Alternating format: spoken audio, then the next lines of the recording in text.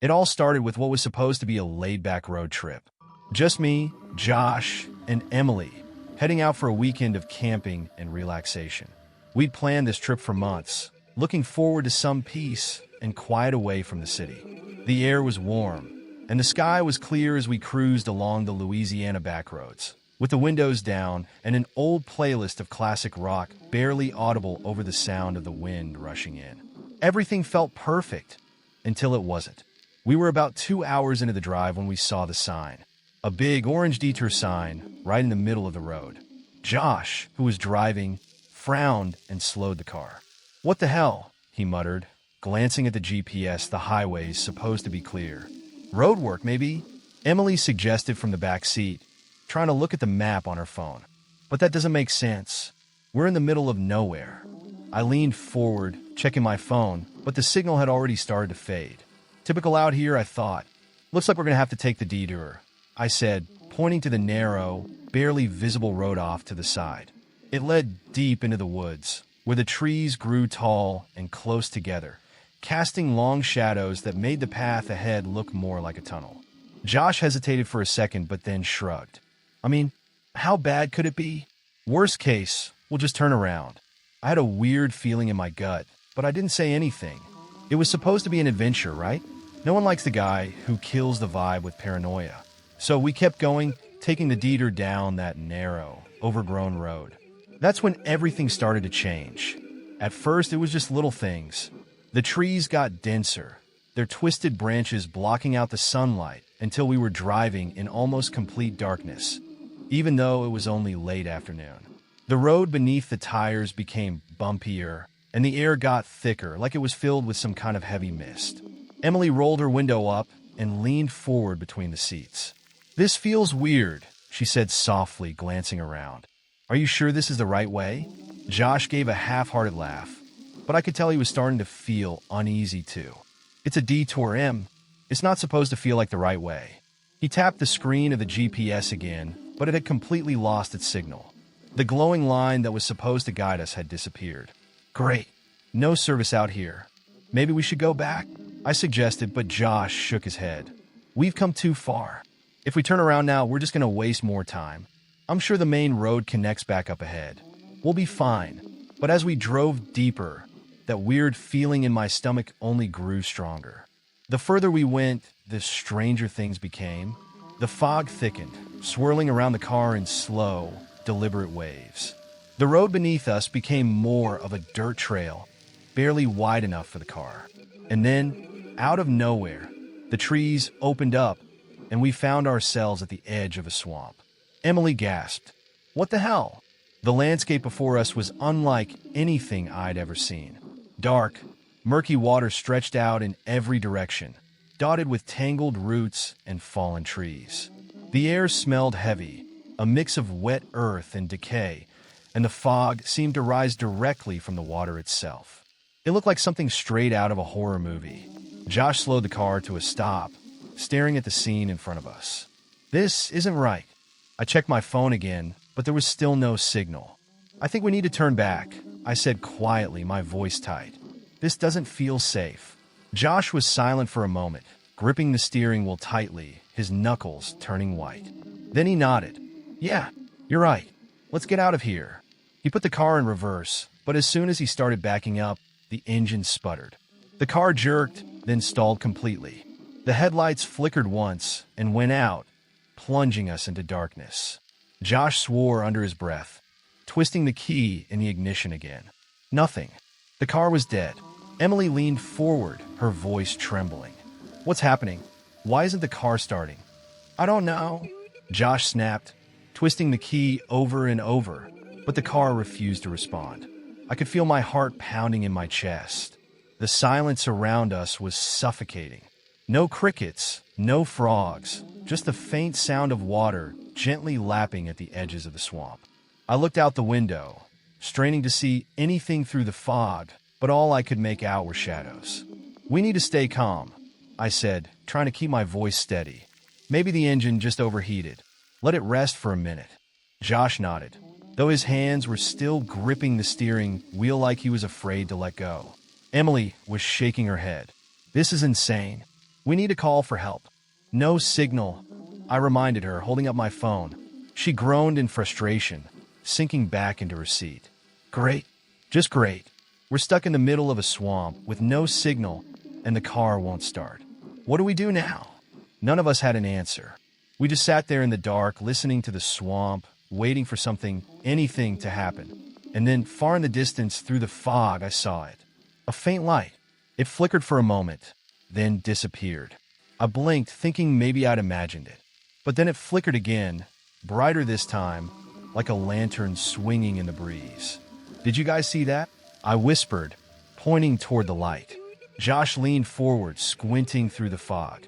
Yeah, I see it. What is that? A house? Emily's eyes widened. Maybe someone lives out here. Maybe they can help us. I wasn't so sure. Something about that light didn't feel right. But what other choice did we have? We couldn't stay in the car forever, and walking back the way we came was impossible in the dark. Josh made up his mind first. We're going to check it out. Maybe they've got a phone, or at least some idea of how to get out of here. I didn't like it, but I agreed. Staying in the car felt just as dangerous as leaving.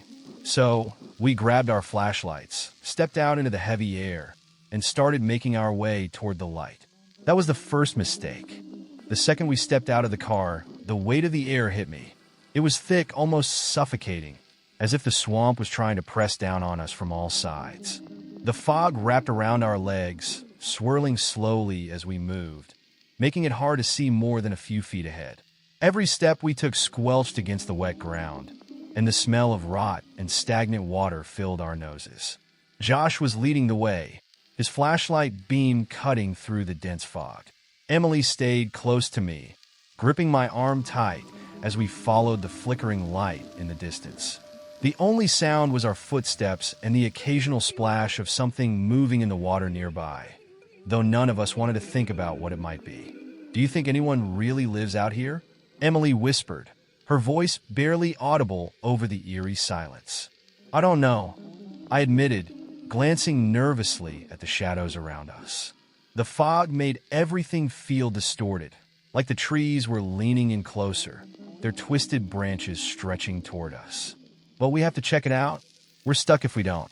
Josh stopped suddenly, holding up his hand for us to pause. We were closer now, and the light was clearer.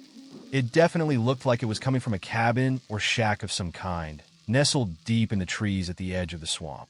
The faint glow of a lantern or candle flickered inside, casting long shadows that danced across the fog.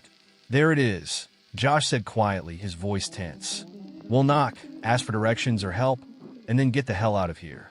I swallowed hard. The cabin looked ancient, like it had been swallowed by the swamp long ago. The wood was blackened with age and moisture, some of it half-rotten and falling apart. The roof sagged in the middle, and one of the windows was boarded up with mismatched planks. But the light inside was real, and that was enough to push us forward. As we approached, the ground got softer, turning into thick mud that sucked at our shoes with every step. Emily stumbled, catching herself on my arm, her flashlight beam swinging wildly for a second. Careful, I whispered, but my voice felt distant, like the swamp was swallowing it whole. Josh reached the front of the cabin first and hesitated. The door was slightly ajar, creaking as it swayed back and forth in the faint breeze. He shot us a look, then raised his hand and knocked. The sound echoed strangely in the silence, like it was being swallowed by the fog. We waited, our hearts pounding in the silence. I glanced at Emily, who was pale and wide-eyed, her hand still gripping my arm, so tightly it hurt. Nothing happened. Josh knocked again, louder this time. Hello, he called out. Is anyone there? Still nothing. The silence stretched on for what felt like forever. Then, just as we were about to turn back, we heard it, the slow, shuffling sound of footsteps coming from inside the cabin. My heart raced as I imagined what kind of person might be living out here, in the middle of nowhere, surrounded by fog and swamp. The door creaked open further, and a figure appeared in the doorway. It was an old man, hunched and frail-looking, with a long, scraggly beard and dark, sunken eyes. His clothes were dirty and tattered, hanging loosely on his thin frame. He stared at us for a long moment without saying a word, his eyes narrowing slightly as if trying to figure out who we were and what we were doing here. Josh cleared his throat, clearly unnerved. Sorry to bother you, sir. We got lost on a detour, and our car broke down a little ways back. We were hoping you might have a phone we could use, or at least tell us how to get back to the main road." The old man didn't respond right away. He just kept staring at us, his expression unreadable. I could feel Emily trembling beside me, and I couldn't blame her. Everything about this place felt wrong. The cabin, the man, the swamp. It was like we'd stepped into a different world, one we weren't supposed to be in. Finally, the old man spoke, his voice raspy and low, like he hadn't used it in years. "Ain't no road around here," he said, his words slow and deliberate. "Not for miles." Josh blinked in confusion. "What do you mean? We were just on the highway. There has to be a way back." The old man's gaze didn't waver. "Y'all are deep in the bayou now. This here's no place for outsiders." I felt a chill run down my spine. His words sounded more like a warning than an explanation. Emily, her voice shaking, whispered to me, "We need to leave." The old man seemed to hear her, his gaze flicking toward her for a brief moment before settling back on Josh. "Best come inside," he said, stepping aside to let us in. "Ain't safe to be out here at night." Josh hesitated, glancing at me and Emily. None of us wanted to go in, but the old man didn't seem like he was giving us much of a choice. I could feel the weight of the fog pressing in on us, and the air had gotten colder, the sounds of the swamp growing louder, like something was moving out there. "We don't want to be a bother," I said quickly, trying to keep my voice steady. "If you could just point us in the right direction, we'll be out of your way." The old man's face remained expressionless, but his eyes narrowed slightly. "Ain't no direction to point. You leave now, you won't make it through the night. There are things out there, things that ain't friendly to strangers." Emily's grip on my arm tightened even more. What kind of things?" The old man didn't answer right away. He just turned and shuffled back inside the cabin, leaving the door open for us to follow. "Come on in, I'll explain." Josh looked at me, and I could see the doubt in his eyes. He didn't trust this guy, and neither did I. But we were stuck. The car wasn't working, there was no signal on our phones, and the sun had long since disappeared behind the thick clouds. The swamp around us felt like it was closing in. "We don't have a choice," I muttered, more to myself than anyone else. Reluctantly, we followed the old man into the cabin. The inside was just as eerie as the outside. The walls were lined with old, decaying wooden planks, and the floor creaked with every step. A small fire burned in a makeshift fireplace, casting flickering shadows across the room. The place smelled damp and moldy, and there were strange trinkets hanging from the ceiling, bones, feathers, and what looked like dried herbs tied together with twine. Emily's face twisted in disgust, but she didn't say anything. We all gathered around the small table near the fire, where the old man had already taken a seat, staring into the flames. Josh cleared his throat again. "So, what's out there?" The old man didn't look at him. He just stared into the fire, his voice low and almost hypnotic as he spoke. "This swamp's old," he said. "Older than you can imagine. And there's things in it that don't like being disturbed. They watch. They wait. And when you come too close, they take." A shiver ran down my spine as his words sank in. "Take what?" He finally looked up at us, his dark eyes gleaming in the firelight. "Your life, if you're lucky." The room fell silent, the weight of his words settling over us like a heavy blanket. We weren't safe. Not here, and not out there. And I had the sinking feeling that no matter what we did, we weren't getting out of this swamp alive. The crackling of the small fire was the only thing breaking the silence in that cramped, decaying cabin. It was the kind of quiet that felt heavy, like even the swamp outside was holding its breath, waiting for something to happen. Emily and I exchanged nervous glances, while Josh sat across from the old man, clearly trying to process everything we had just heard. "What do you mean, if you're lucky?" Josh finally asked, his voice shaky, though he was trying to sound tough. I could tell he was just as freaked out as we were. The old man's words from earlier still hung in the air like a fog. Asterisk, they take star. What the hell did that mean? The old man didn't respond right away. Instead, he took a long, slow breath, and leaned back in his creaky wooden chair, his eyes never leaving the fire. The shadows danced across his weathered face, making him look even older, more worn down, like he had seen things no one should ever have to see. "Y'all shouldn't have come this deep," he said, his voice a low rasp. "There's places in this swamp where folks don't belong. This is one of 'em. I've been here long enough to know." I felt a chill crawl up my spine. The way he said it, like he wasn't just talking about some forgotten stretch of woods, but something much worse. Something ancient. Emily, sitting next to me, looked like she was on the verge of tears. She had barely spoken since we entered the cabin, and now she just stared at the old man with wide, fearful eyes. I could feel her fingers digging into my arm, a silent plea for reassurance, but I had none to give. I didn't know what to make of any of this. Josh, always the skeptic, tried to reason with the old man. "Look, we just took a wrong turn. If you could tell us the quickest way back to the main road, we'll be out of your hair." The old man finally looked away from the fire and met Josh's gaze. His expression was hard, unblinking. "Ain't no road back," he said flatly. "Not tonight. You leave now, and you'll never make it out." "Why?" I asked, my voice barely above a whisper. The words tumbled out of me before I could stop them. "What's out there?" The old man's eyes shifted to me, and I immediately regretted asking. There was something in his gaze, something dark and filled with a kind of knowing that chilled me to the core. "There are things in this swamp," he said slowly, like he was choosing each word carefully. "Things that ain't natural. They've been here long before you or I, and they don't take kindly to people wandering into their land." Josh laughed, but it was a weak, nervous sound. "You're telling us some ghost story? Monsters in the swamp? Come on, man. We just need to get back to civilization." The old man's face didn't change. If anything, it grew more serious.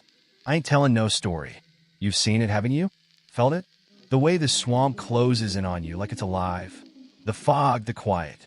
That's them watching you. Waiting." I felt Emily stiffen beside me. She leaned in closer, her voice barely a whisper. "We need to leave," she said, her breath catching in her throat. "I don't care what he says. We have to try." I couldn't blame her for wanting to run. Every fiber of my being was screaming at me to get out of there, to put as much distance between us and this eerie old man and his cryptic warnings as possible. But something about the way he spoke, the seriousness in his voice, kept me rooted to the spot. What if he was right? What if there really was something out there, lurking just beyond the walls of the cabin, waiting for us to step into the darkness? The old man must have sensed our unease because he sighed, a long, drawn-out sound that filled the cabin with a weight I didn't like. "I can help you, but you've got to listen. You don't leave this cabin until dawn. Whatever you hear outside, no matter what, you stay put.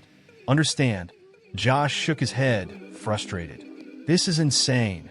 You expect us to just sit here all night and do nothing?" The old man's eyes flicked toward the boarded-up window, then back to Josh. "If you leave before dawn, you won't be the same when the sun rises. If it rises at all."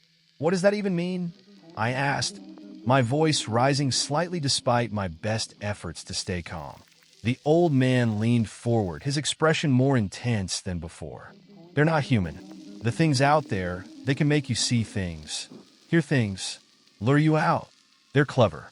And once you're out there, they take what they need." "Take what they need?" Emily asked, her voice shaking.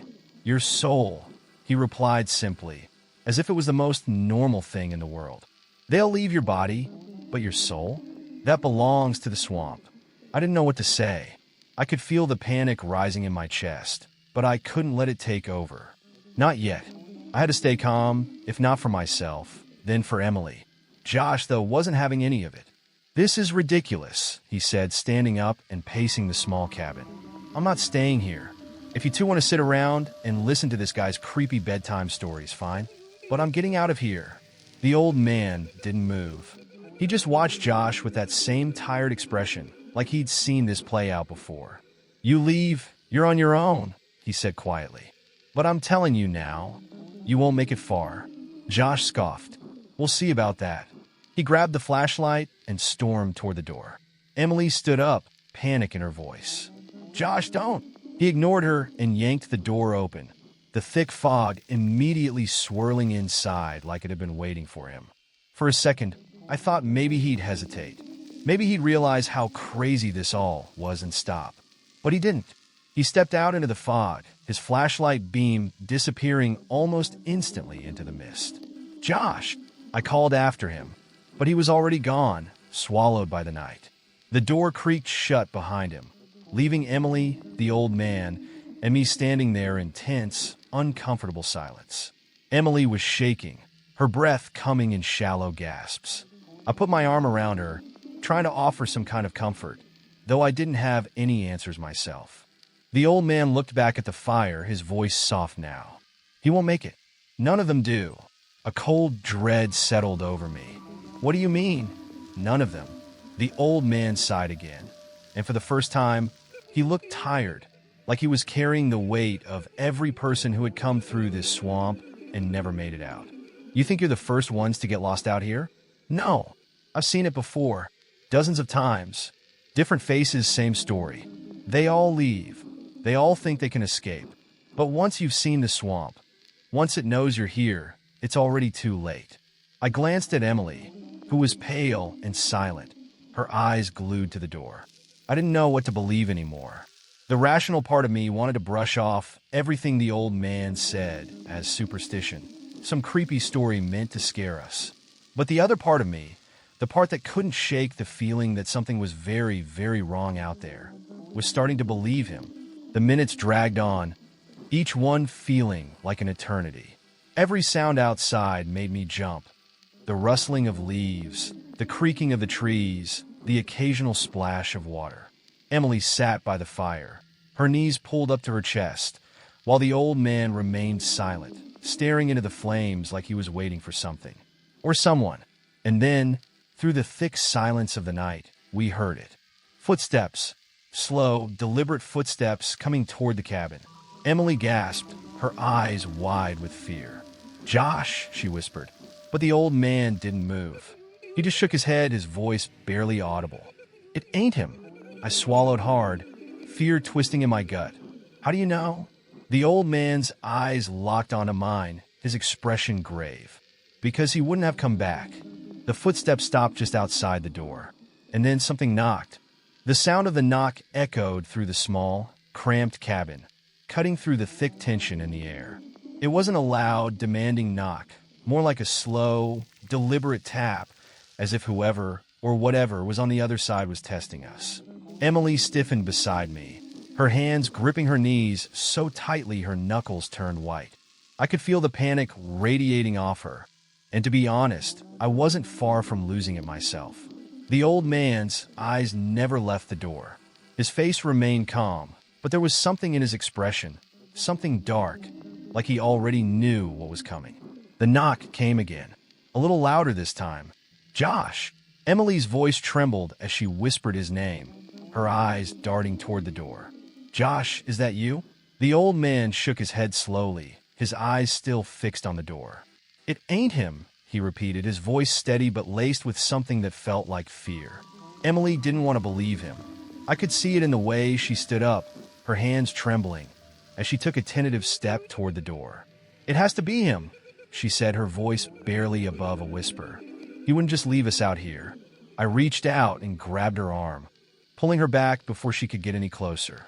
"Emily, don't," I warned, my voice firmer than I felt. "We don't know what's out there." She looked at me, her eyes wide and desperate. "But what if it is him?" she pleaded. "What if he got lost and now he's trying to come back? We can't just leave him out there." The knocking grew louder, more insistent, like whatever was outside was getting impatient. Each knock sent a fresh wave of dread washing over me. It didn't feel right. None of this felt right. The old man stood up slowly, his movements deliberate. "Y'all need to listen to me, and listen good," he said, his voice low and gravelly. "That ain't your friend. Not anymore. Once they get you out there, you ain't the same when you come back. If you even come back at all." Emily shook her head, backing away from both of us. "No, that's not true. You don't know Josh. He's smart. He wouldn't get lost. He wouldn't." Her words trailed off as the knocking stopped. For a brief moment, there was silence, thick, suffocating silence that pressed in on all sides. I held my breath, my heart hammering in my chest. I could feel the tension crackling in the air, like the calm before a storm. Then from outside, we heard it. Emily. It was Josh's voice, clear as day, calling out through the fog. Emily, it's me. Let me in. She gasped, her hand flying to her mouth. Josh! She bolted toward the door, her hand reaching for the doorknob. I reacted without thinking, jumping up and grabbing her before she could touch it. No! I shouted, pulling her back. Don't open it. She struggled in my grip, tears streaming down her face. It's him. Don't you hear him? It's Josh. Asterisk, it ain't him. Asterisk, the old man's voice was sharp now, more forceful than before. He stepped closer, his eyes blazing with urgency. That's not your friend. That's them. I could feel Emily shaking in my arms, torn between what she wanted to believe and the horrible reality we were facing. Josh's voice came again, softer this time, pleading. Please, Em. I'm cold. I'm lost. I need you. It sounded exactly like him, every inflection, every bit of warmth in his voice. But there was something else, something just beneath the surface that I couldn't quite place. Something wrong. The old man took another step toward us, his voice low and steady. They can make you hear what you want to hear, see what you want to see. But that ain't him. It's a trick. They're trying to lure you out. Emily stopped struggling for a moment, her breathing ragged. I could see the war going on inside her. The desperate hope that Josh was really out there, versus the creeping fear that the old man might be right. I tightened my grip on her arm. Emily, please, I said, my voice shaking. I know you want it to be him, but something's wrong. You heard what he said. We can't take that risk. She looked at me, her tear-filled eyes searching mine for reassurance, for some kind of certainty. But I had none to give. All I knew was that opening that door felt like a death sentence, and I wasn't about to let her go through it. The cabin was dead silent again, except for the crackling of the fire. No more knocking, no more voices, just an unbearable stillness that seemed to stretch on forever. Then we heard it again, but this time it wasn't Josh's voice. It was something else, something inhuman, a guttural, low growl that rumbled from deep within the fog outside. The kind of sound that makes your blood run cold, primal and predatory. Emily froze, her eyes wide with terror. She had heard it too. I looked at the old man, who stood completely still, his face grim. Now do you believe me? He asked softly. None of us moved. None of us dared to breathe. The growl grew louder, closer, followed by the unmistakable sound of heavy footsteps, sloshing through the mud and water, circling the cabin. Whatever was out there wasn't trying to hide anymore. Emily whimpered, backing away from the door, her hands trembling. What is that? She whispered, her voice barely audible. The old man didn't answer right away. He just stared at the door, his expression hard. That's one of them, he said quietly. They don't like being ignored. I swallowed hard, trying to keep the panic from rising in my throat. What do we do? The old man looked at me, his eyes dark and serious. We stay put. We wait. They can't come in unless you let him. The footsteps outside continued, slow and deliberate, like whatever was out there was circling us, waiting for a moment of weakness. My heart pounded in my chest, and I found myself instinctively backing away from the door, pulling Emily with me. Suddenly, the door rattled violently, like something was trying to force its way inside. Emily let out a small scream, clamping her hands over her mouth, her eyes wide with terror. The old man didn't flinch. Don't move, he whispered. Don't make a sound. I could feel every muscle in my body tense as the door shook again, harder this time. Whatever was out there wasn't giving up. I could hear its breathing now, heavy, ragged like some kind of wild animal. The sound made my skin crawl. For what felt like hours, the creature outside continued to circle the cabin, its growls echoing in the night, its footsteps slow and methodical. Every time it got close to the door, I felt my heart stop, terrified that it would find a way in. But it never did. The old man was right. It couldn't come inside. Not unless we let it. Eventually, the growling faded, and the footsteps grew distant, swallowed by the fog once again. But the terror lingered, hanging in the air like a thick cloud. The old man finally relaxed, though only slightly, and sank back into his chair by the fire. "It'll be back," he muttered. "They always come back." Emily sat down on the floor, her back pressed against the wall, her face pale and drained of all color. I sat next to her, still holding her hand, though I wasn't sure if I was comforting her or myself. I didn't say anything. None of us did. The old man stared into the flames, his face grim. "I told you, once you're in the swamp, it don't let you go." I wanted to ask what he meant, to demand answers, but I was too tired, too scared. All I could think about was Josh, where he was, what had happened to him, and whether we were next. Outside, the swamp was silent again. But I knew, deep down, that the night was far from over, and the worst was yet to come. The silence that followed the growling creature's departure was suffocating. The air in the cabin felt thick and stale, and every flicker of the firelight sent shadows dancing across the walls. I kept staring at the door, half expecting it to burst open at any second, though I knew whatever was out there didn't need to force its way in. All I had to do was wait for one of us to slip up. Emily hadn't said a word since the creature's last pass around the cabin. She sat next to me, curled up into herself, her knees drawn to her chest as if she was trying to disappear into the wall. I could feel her trembling, but she was so quiet that it scared me. The shock had hit her hard, maybe harder than I realized. The old man hadn't moved from his chair by the fire, but his eyes were heavy, like he was carrying the weight of every lost soul who'd ever wandered into this swamp. He didn't say anything either. He just sat there, staring into the flames, as if they held some kind of answer he hadn't found yet. I was the first to break the silence. "What was that thing?" I asked, my voice low but tense. "What the hell is out there?" The old man didn't look at me right away. He sighed, long and deep, before finally speaking. "The swamp," he said, his voice rough with age and wear. "It ain't just water and trees. It's alive.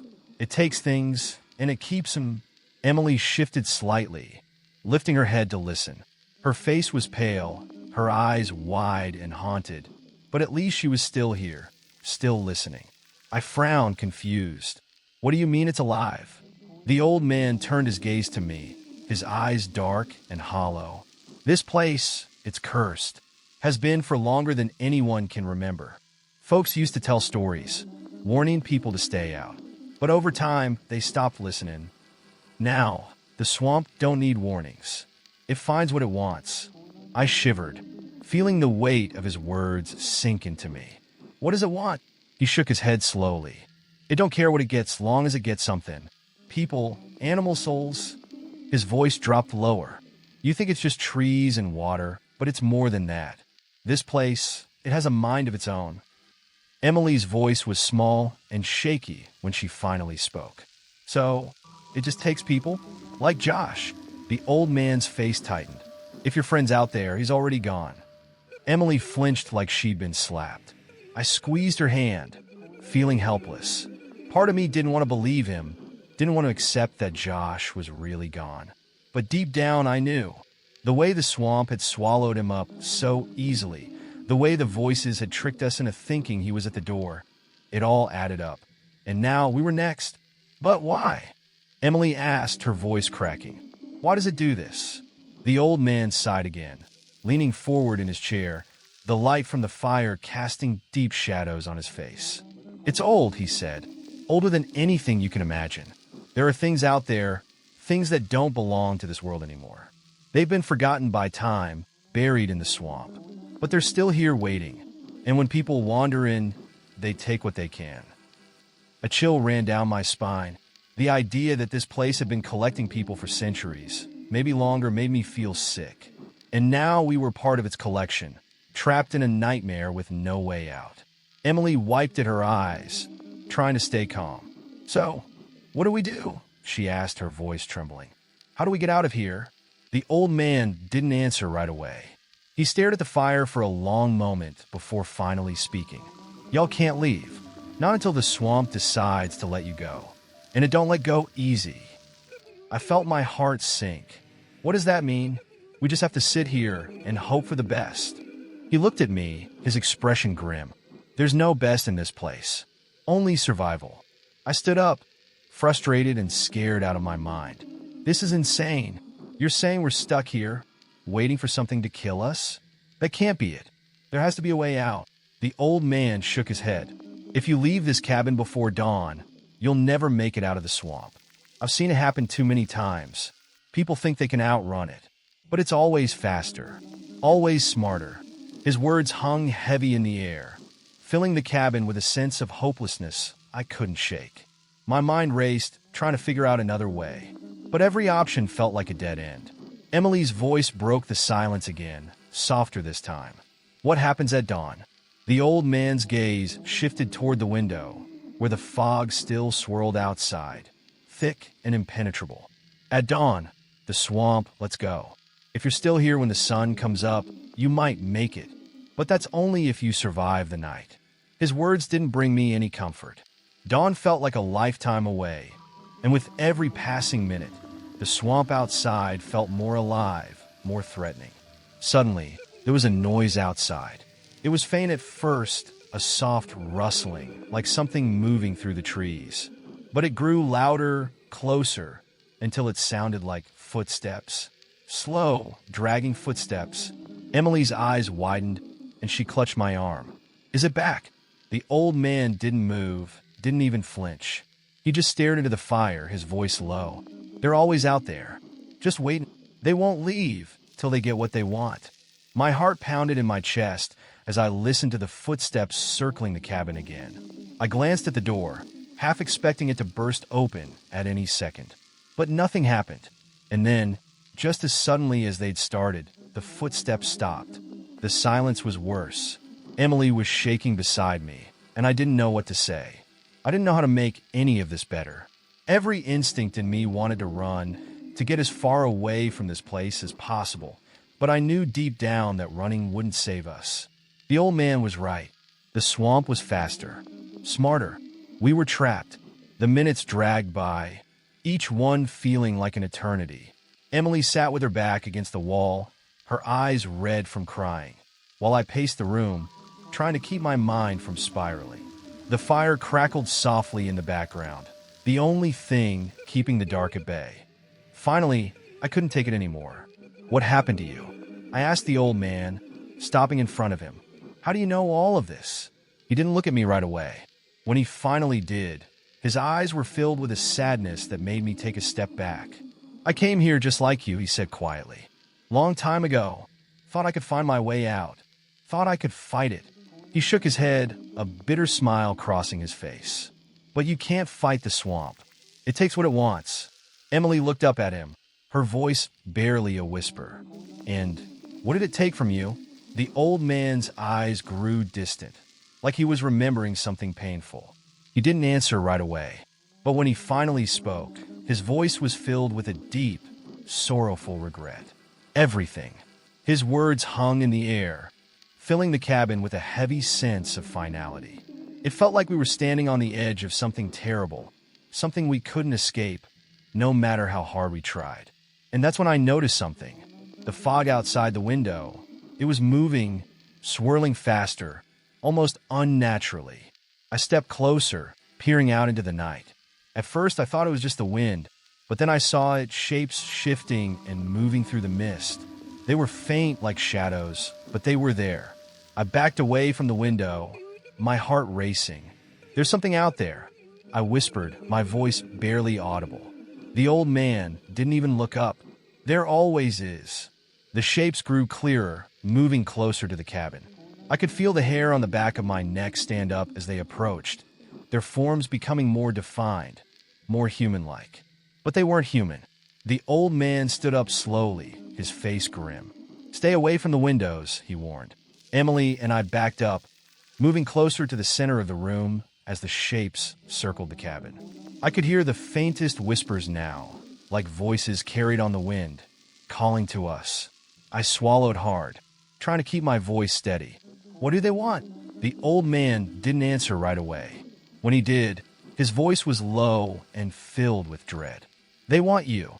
The whispers grew louder, more insistent.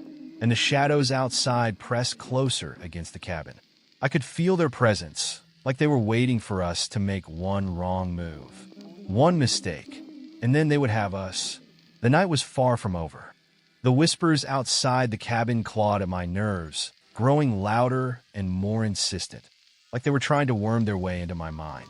I could almost make out words now, though they were too distorted, too distant to understand. But the intent behind them was clear. They wanted us. They wanted me. Emily was clinging to my arm, her whole body trembling. She had gone pale, her breath coming in short, ragged gasps. I knew she was barely holding it together, and I couldn't blame her. I wasn't far from breaking myself. The old man stood near the fire, staring at the shadows moving outside the windows. His face was unreadable, but there was a tension in his posture that hadn't been there before, like even he was afraid now. That alone terrified me. He had been calm, almost detached from the danger up until this point. But now, as the shadows pressed closer, I could see it. He knew something was coming, and it wasn't good. They're getting closer, I whispered, my voice barely audible. I didn't even know why I said it, like saying it out loud would make it feel more real. The old man nodded slowly, his eyes still fixed on the window. They're testing you, he said in that low, gravelly voice. They want to see if you'll make a move. That's how they get you. Emily let out a small whimper, squeezing my arm tighter. I could feel her fear, and it only made mine worse. What do they want? She asked, her voice shaky. They want your mind, the old man said, finally tearing his gaze away from the window and looking at us. His expression was grim, almost resigned. They get inside your head, make you see things that ain't real. They feed off your fear, your confusion. If you let them in, you're as good as gone. I swallowed hard, feeling a cold pit of dread settle in my stomach. How do we stop them? The old man's gaze flicked back to the fire, and he sighed deeply. You don't. Not really. All you can do is survive the night. Hold on to your sanity. If you let the swamp take it from you, you're done. I felt Emily shiver beside me, and I tightened my grip on her hand. We're gonna get through this, I whispered, trying to convince both her and myself. We just have to stay inside. We don't let them in. The old man's face darkened. It ain't just about keeping them out. They're already in here in a way. The swamp, it works in strange ways. It don't need to break down the door to get to you. It gets inside your mind, makes you see things you want to believe, makes you doubt what's real. The fire crackled in the silence that followed his words, and the whispers outside seemed to grow louder, more demanding, as if they could hear what we were talking about. I turned my gaze toward the boarded-up windows, feeling the weight of the unseen eyes that were surely watching us from the fog. And then, something happened that made my blood run cold. A new voice joined the chorus of whispers. It was Josh's voice. Ethan. The sound of my name, spoken in Josh's familiar tone, hit me like a punch to the gut. I froze, my breath catching in my throat. Emily's grip on my arm tightened, and I could feel her eyes on me, wide with fear. Josh, she whispered, her voice barely audible. But I knew better. I knew it wasn't him. The old man had warned us, told us what the swamp could do. But hearing his voice, hearing Josh, cut deeper than I expected. My heart ached with the hope that maybe, just maybe, he was still out there, that we could somehow save him. But deep down, I knew the truth. The swamp had taken him, and now it was using him against us. Ethan, it's me. I need your help. His voice was coming from outside the cabin, somewhere in the fog. It sounded weak, tired, like he was barely holding on. But there was something else, something off about it. An emptiness, a coldness that made the hair on the back of my neck stand up. Emily was trembling beside me, her eyes filling with tears. It's him, she whispered. He's alive. We have to help him. I shook my head, forcing myself to stay calm.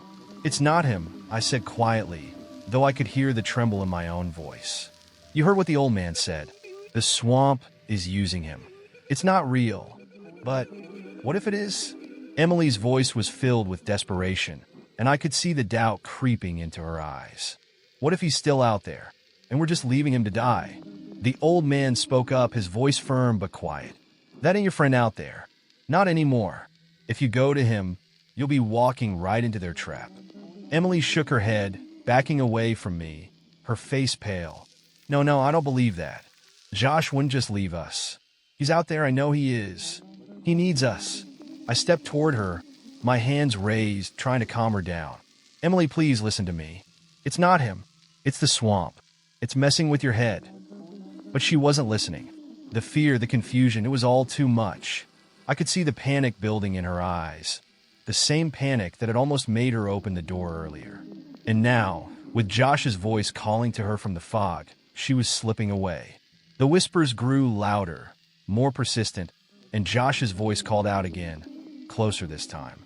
Emily, please. I need you. She looked at the door, her breathing shallow, her hands trembling. I could see her resolve breaking, her mind starting to crack under the weight of the situation.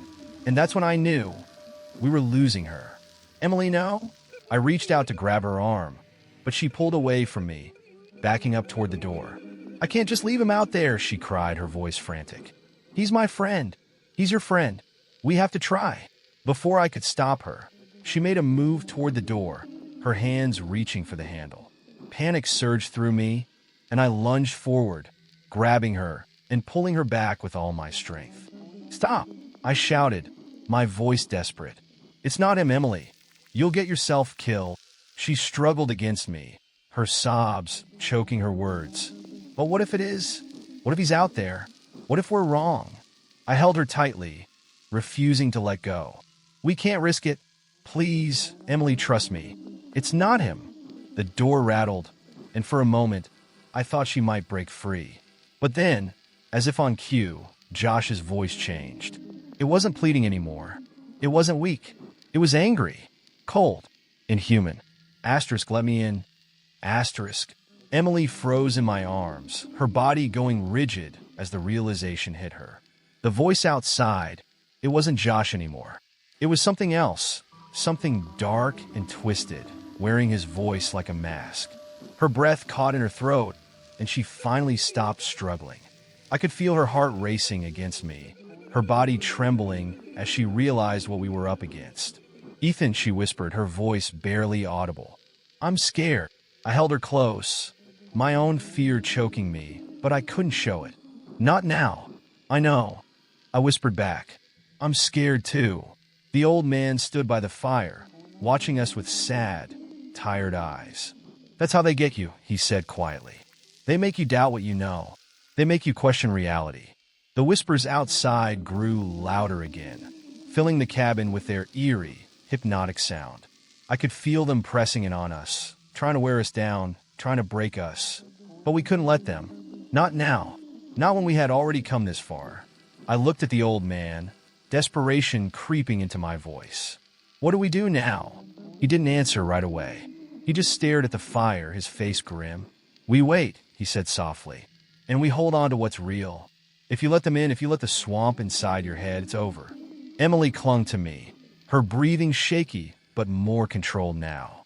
I held her close, trying to keep my own fear in check, trying to keep us both grounded in reality. Outside, the swamp whispered, and the night stretched on. We were holding on by a thread, and I didn't know how much longer that thread would last.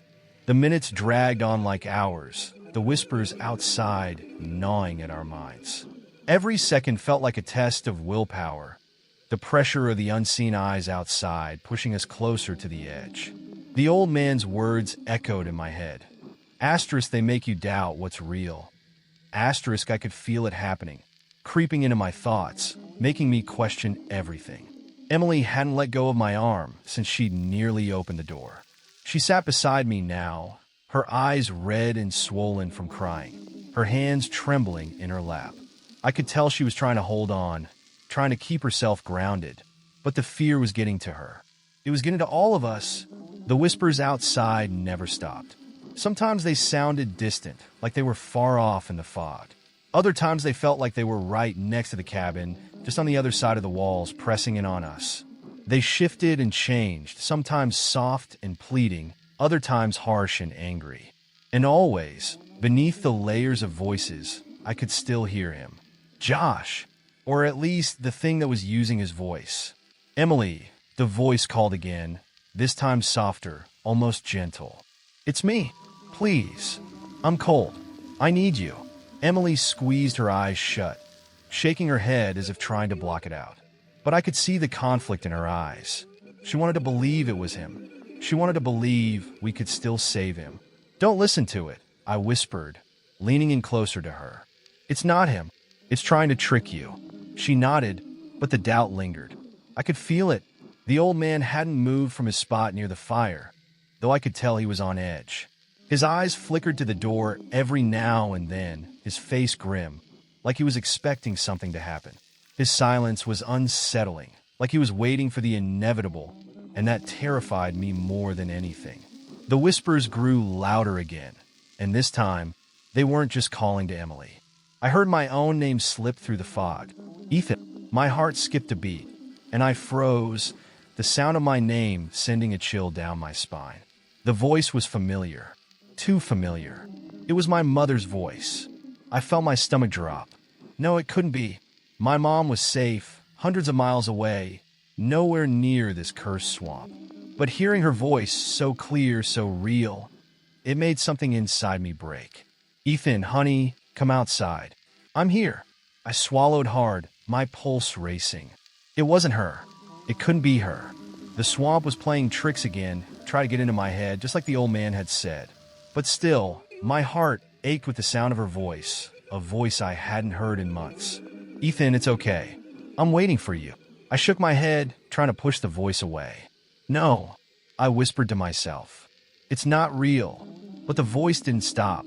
Ethan, come outside. Let me in. I felt Emily's eyes on me, wide with fear. Ethan, she whispered. What's wrong? I could barely look at her. My mind was spinning, torn between what I knew to be true and the overwhelming pull of that familiar voice. It was so tempting, so comforting, like a lifeline in the middle of the nightmare we were trapped in. I hear her, I said quietly, my voice shaking. My mom, she's calling me. Emily's eyes widened in horror. No, Ethan, don't. It's not her. It's the same thing that's pretending to be Josh. Don't let it get to you. I clenched my fists, trying to focus on her words, trying to hold on to the reality I knew. But the voice kept coming, kept pulling at me. Please, Ethan, I'm here. The old man stood up suddenly, his face hard. Don't listen to it, boy, he warned, his voice sharp. They know your weakness. They'll use whatever they can to get inside your head. I nodded, but the pressure was unbearable. The voice felt so real, so close. I could almost imagine my mom standing outside the cabin, just on the other side of the door, waiting for me to come to her. The thought of her being out there, alone and afraid, made my heart ache. I have to check, I muttered, more to myself than anyone else. Emily grabbed my arm, panic flashing in her eyes. Ethan, no, you can't. I shook her off, standing up and stepping toward the door. What if she's really out there? I asked, my voice tight. What if she's in danger? Ethan, it's not real. Emily's voice was desperate now, pleading with me. Please don't go out there. That's what it wants. It's trying to lure you out. I hesitated, my hand hovering just inches from the door handle. I knew she was right. I knew it wasn't my mom. But the voice, it was so convincing, so real. It tugged at my emotions, played on my deepest fears and desires. I could feel myself slipping. Ethan, the voice called again, softer now, more vulnerable. Please don't leave me out here. My hand was shaking, just inches away from the door. I could hear the old man's voice in the background, warning me, telling me to stay put. I could hear Emily's frantic pleas, but they were distant, drowned out by the sound of my mother's voice in my head. I had to know. I had to. My fingers brushed against the door handle. Then, suddenly, a hand grabbed my wrist, yanking me back with surprising force. I stumbled, nearly falling to the ground, and when I looked up, I saw the old man standing in front of me, his eyes blazing with anger. Don't be a fool, he hissed. You open that door, and you're done. You hear me? Done. I stood there, frozen, the weight of his words sinking in. The fog of confusion lifted for just a moment, and reality came crashing back down. I wasn't hearing my mother's voice. I was hearing them, the things out there in the swamp. They were using her voice, manipulating me, trying to break me. I stumbled back, my heart pounding in my chest. "I'm sorry," I whispered, shaken. I almost... The old man let out a long, slow breath, his grip on my wrist loosening. "That's how it starts," he said quietly. "The swamp gets inside your head, makes you doubt what's real. Once it has you, there's no coming back." Emily rushed to my side, her eyes filled with relief. "Ethan, thank God," she whispered, hugging me tightly. "I thought you were going to open it." I hugged her back, my body trembling. "So did I admitted. It felt so real." The old man stepped back, returning to his place by the fire, though his eyes stayed on me for a moment longer. "You gotta be stronger than that," he said gruffly. "If you're gonna make it through the night, you can't let the swamp get in your head.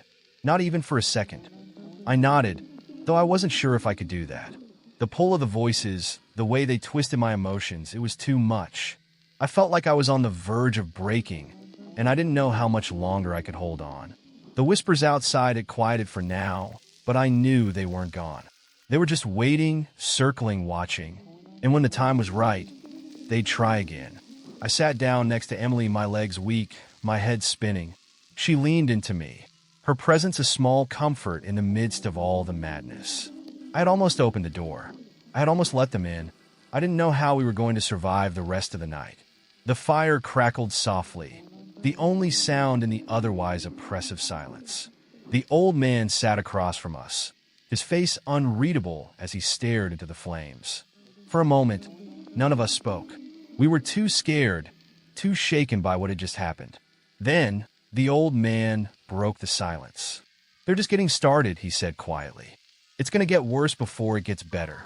Emily looked at him, her eyes wide. "What do you mean? How much worse?" He didn't answer right away. His gaze shifted to the boarded-up windows, where the fog still swirled outside, thick and impenetrable. "The swamp knows we're here," he said softly. "It knows what we're afraid of. It knows what we want, and it'll use it against us. Every trick, every lie. It'll throw everything it's got at us before the night's through."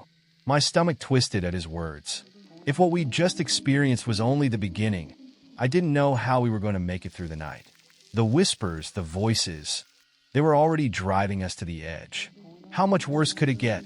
The old man finally looked at us, his eyes filled with a dark, unshakable knowledge. "If you want to survive," he said slowly, "you got to hold on to what's real. No matter what you see, no matter what you hear, don't let it in." Emily and I exchanged a glance, both of us filled with the same gnawing fear. The swamp wasn't done with us. Not by a long shot. The old man's words hung heavy in the air, sinking into the silence of the cabin. "You gotta hold on to what's real." It sounded simple, but after everything we had seen, everything we had heard, I wasn't sure what was real anymore. The swamp was playing tricks on us, and the worst part was that it knew what we feared most. It knew how to get inside our heads, how to make us question everything. Emily sat next to me, her body pressed tightly against mine, as if she was trying to draw strength from our closeness. I didn't blame her. I felt like I was hanging on by a thread too, barely holding it together.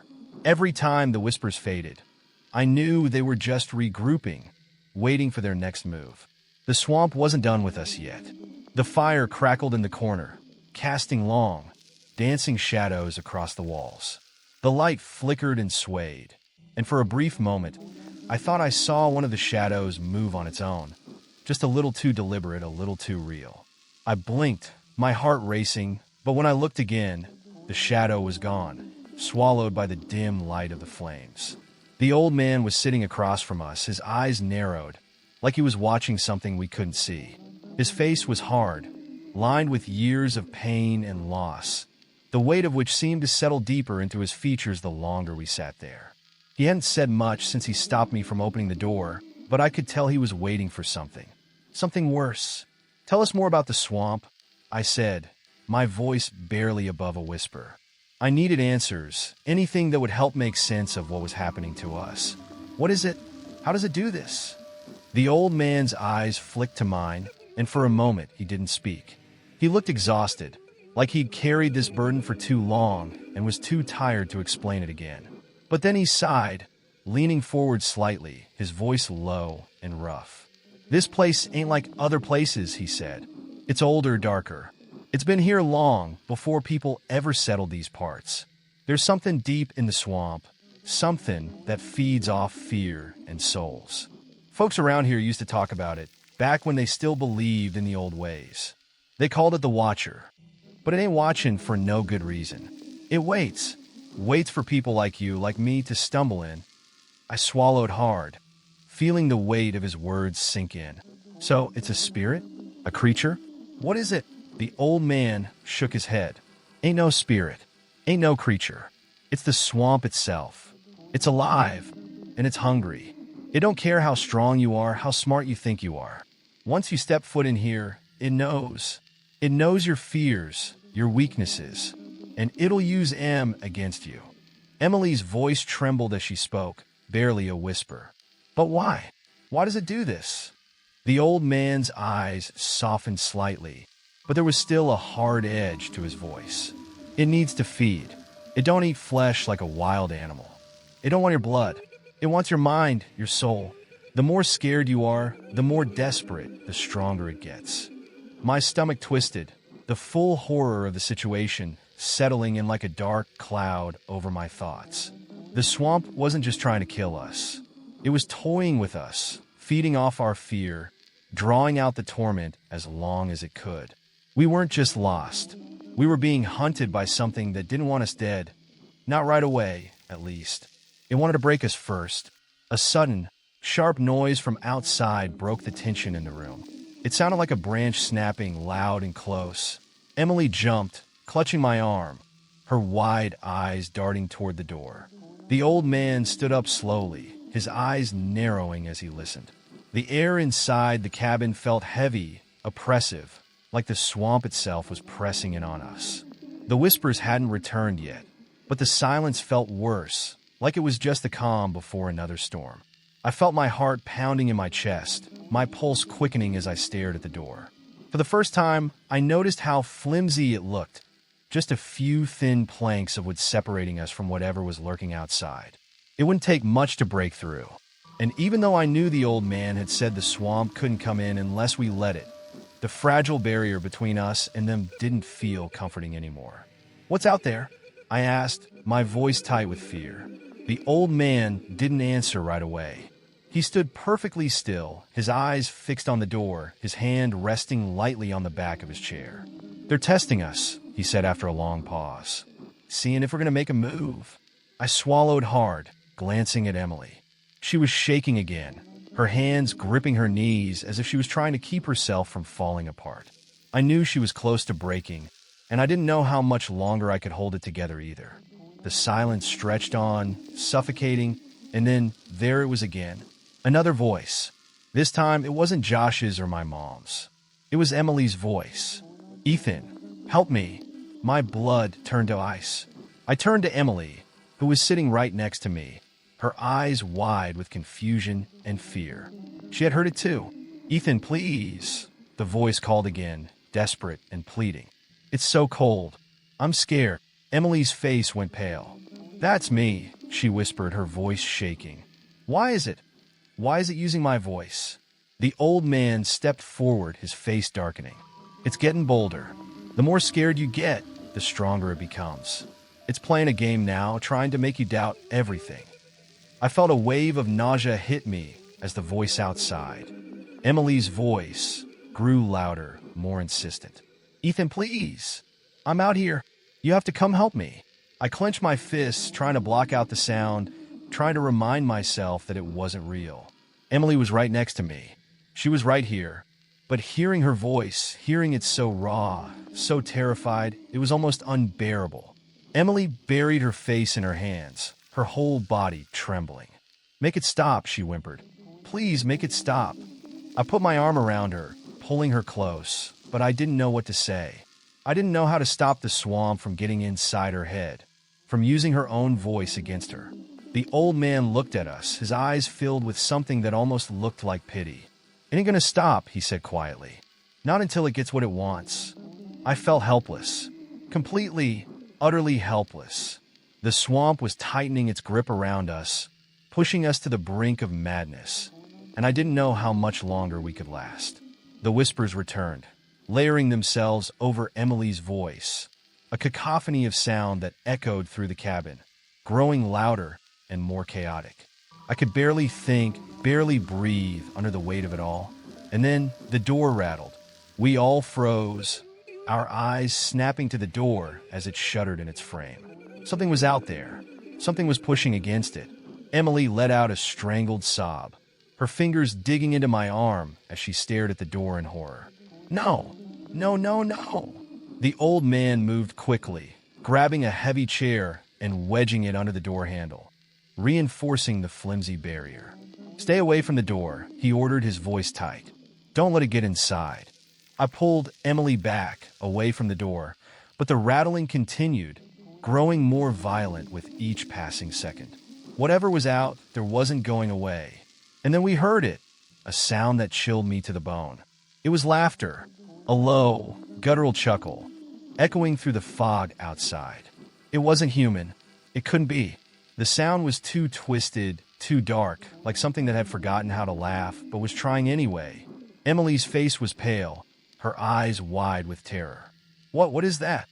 The old man didn't answer. He just stood there, staring at the door, his face grim. The laughter grew louder, more insistent, and I felt the blood drain from my face. Whatever was out there, it wasn't just testing us anymore. It was playing with us, enjoying the fear it was causing, feeding off of it. And then, just as suddenly as it had started, the laughter stopped. The door fell silent. The whispers faded.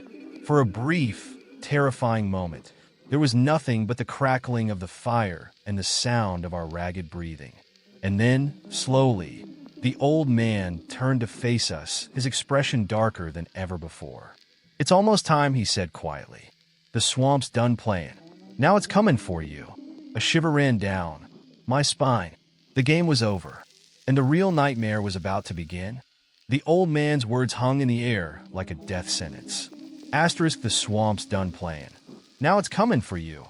Asterisk, my heart pounded in my chest as I looked around the cabin, feeling the weight of the inevitable closing in on us. Emily was shaking beside me, her eyes wide with fear and exhaustion, and I didn't know what to say to comfort her anymore. I didn't even know if there was anything left to say. We were trapped, and the swamp was closing in. The fire flickered low, the flames barely casting enough light to keep the shadows at bay. The whispers had stopped for now, but the silence was worse, thick, oppressive, like the swamp itself was holding its breath, waiting for the right moment to strike. Outside, the fog swirled in slow, deliberate patterns, and I could feel it. Asterisk, something asterisk out there, watching us, waiting for us to make a mistake. I glanced at the old man, who stood by the door, his face lined with exhaustion, but his posture tense, like he was ready for the fight of his life. He didn't look at me, didn't speak, but there was a heaviness in his expression that said it all. He'd been here before. He knew what was coming, and he knew what it would cost. How do we stop it? I asked, my voice barely above a whisper. It felt pointless asking, but I had to try. I had to believe there was a way out of this, that we weren't just sitting here waiting to die. The old man shook his head slowly. You don't stop it. You survive it.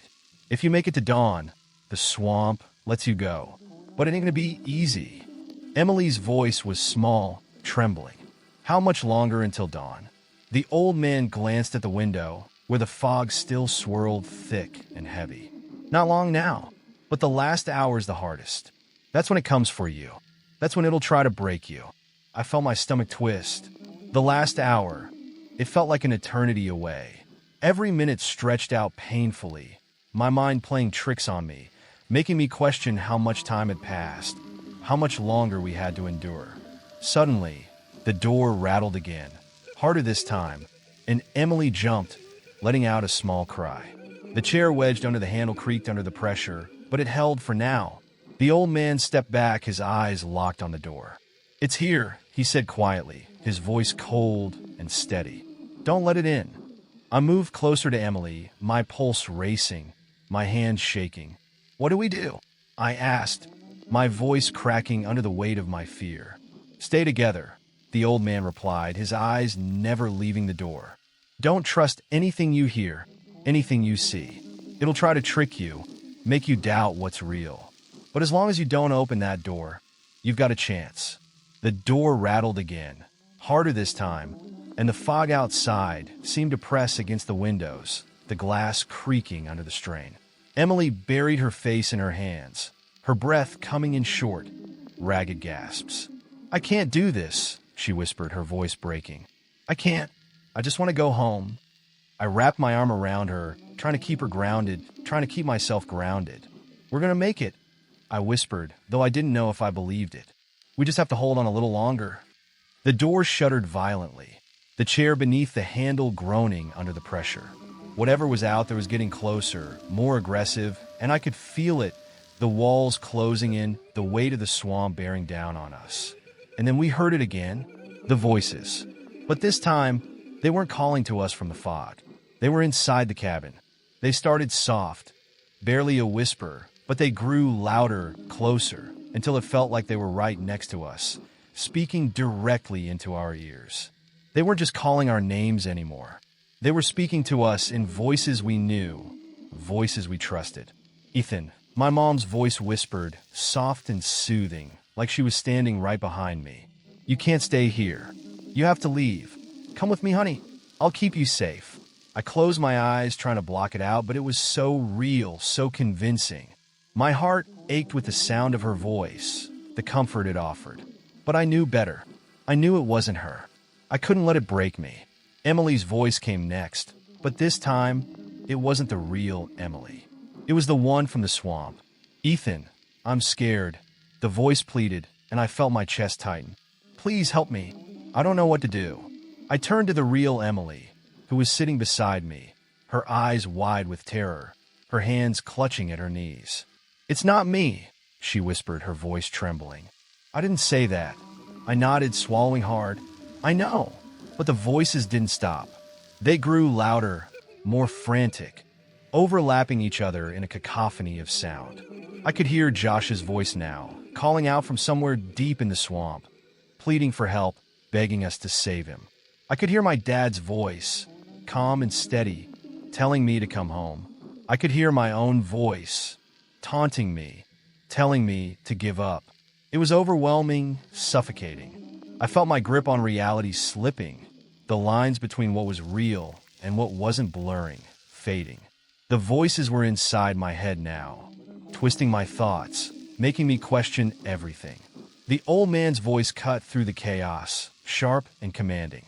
Don't listen to it, he shouted, his eyes burning with intensity. It's trying to break you. Hold on to what you know. I tried to focus, tried to hold on to his words, but the voices were too loud, too persistent. They filled every corner of my mind, drowning out reason, filling me with doubt. I could feel myself slipping, my hands shaking, my heart racing. And then, the door slammed open. The chair splintered under the force, the door crashing inward with a deafening crack. A rush of cold, wet air blasted into the cabin, and the fog poured in like a living thing, swirling around us, wrapping us in its cold, suffocating embrace. Emily screamed, grabbing onto me, her eyes wide with terror as the fog filled the room, thick and heavy, obscuring everything in its path. And then I saw them, the shadows. They were everywhere, crawling out of the fog, their twisted forms shifting and writhing, barely human, but human enough. Their faces were wrong, distorted, pale, with hollow eyes that gleamed in the dim light of the fire. They moved slowly, deliberately, their mouths twisted into grotesque smiles, as if they were enjoying our fear. One of the shadows reached for Emily, its long, thin fingers stretching toward her, and I grabbed her, pulling her back. Stay with me, I shouted, my voice shaking. Don't let them touch you. The old man moved quickly, grabbing a burning log from the fire and brandishing it like a weapon, swinging it toward the shadows. The flames flickered and flared, and for a moment, the shadows recoiled, hissing in pain. They hate the fire, the old man growled. Stay close to the flames. I pulled Emily toward the fire, but the fog was thick and the shadows were closing in. I could feel the cold fingers of the swamp reaching for me, wrapping around my mind, pulling me deeper into the nightmare. But I couldn't give up. Not now. The shadows hissed and writhed, circling us like vultures, their hollow eyes gleaming with hunger. I could hear the whispers again, louder now, more insistent, telling me to let go, to give in. But I wouldn't. I wouldn't let the swamp take me. The old man swung the burning log again, driving the shadows back, but they kept coming, relentless, endless. The cabin felt smaller, the walls closing in, the fog suffocating us. I looked at Emily, who was pale and shaking, her eyes filled with fear. "We're gonna make it," I whispered, though I wasn't sure if I believed it. "We have to." The shadows surged forward again, and I felt one of them brush against my arm. Cold, so cold that it burned. I cried out, pulling back, but the pain was nothing compared to the fear that shot through me. The old man let out a sharp, pained cry, and I turned just in time to see one of the shadows reach him, its twisted fingers wrapping around his throat. He swung the burning log wildly, but it was too late. The shadow pulled him down into the fog, his body disappearing into the darkness. "No!" I screamed, my voice breaking. But he was gone. Emily clung to me, her breath coming in shallow gasps, her eyes wide with terror as the shadows closed in on us. And then, through the fog, I saw it. A sliver of light. The sun was rising. "Emily, look!" I shouted, grabbing her hand and pulling her toward the light. "We're almost there. It's almost over." The shadows hissed, recoiling as the light grew stronger, brighter, burning through the fog. The cabin groaned and creaked, the walls trembling as the swamp fought to keep its hold on us. But the light was too strong. The swamp couldn't hold us any longer. We burst through the door, the cold air hitting us like a wave, and we ran toward the light, toward the safety of the dawn. Behind us, the fog swirled and shifted, the shadows screaming as the sunlight burned them away, banishing them back into the depths of the swamp. We kept running, our feet pounding the wet ground, our lungs burning, until finally we collapsed on the edge of the clearing, gasping for breath, the first rays of sunlight warming our skin. It was over. We had survived. But as I looked back at the swamp, the fog still swirling in the distance, I knew one thing for certain. It wasn't done with us. Not yet. The swamp never really lets you go.